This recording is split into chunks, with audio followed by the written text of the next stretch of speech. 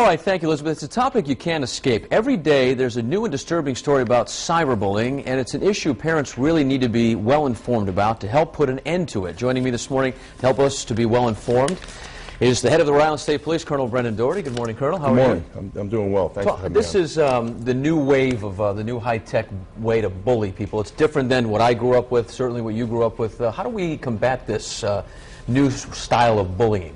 Well, first of all, let me tell you that the Rhode Island State Police has a computer crimes unit, and it's actually a statewide task force. We have West Warwick Police, State Police, Coventry Police, ICE, and numerous other agencies helping us out. So we look at the cyber issue from it's a broad perspective, because we have fraud cases, we have stalking cases, we have child pornography. And just recently there has been established a Senate commission to look at the bills that we have, the legislation we have pertaining to computer crimes. So it's important for us to, and that's chaired by Senator John Tassoni, and there's Dr. Filippelli from North Scituate, from Scituate, the schools, and there's a trooper that sits in for me.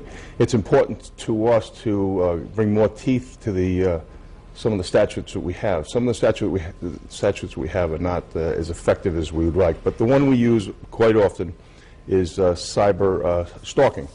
And in the last couple of years, we've arrested 35 people for cyber stalking. Last year alone, we had 187 people arrested for cyber crime cases. Now, many of those are fraud, but those stalking cases are disturbing to us, because there's no reason why young kids using a computer or their handheld PDA should have to go through that experience.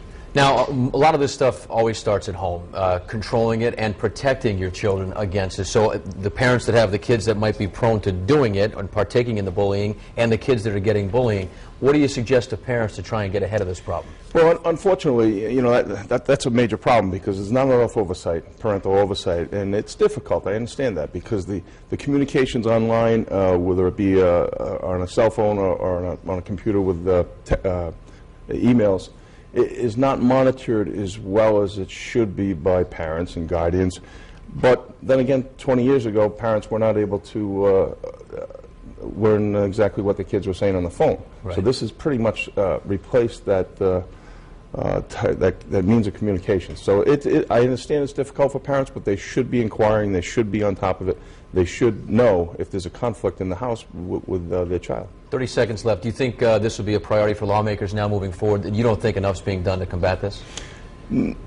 No, in the past I don't think enough was being done, but I'm very pleased that we have a lot of stakeholders looking at this, including the Senate Commission, and I think that as a result of that, in the legislative session this year, we're going to ameliorate some of the problems of the past. All right, Colonel Doherty, thanks for coming in. Very important topic. Thanks so much. Thanks for having me. And if you want to learn more about becoming a part of the cyberbullying panel here in Rhode Island, just head to our website, foxprovidence.com. Time now to get a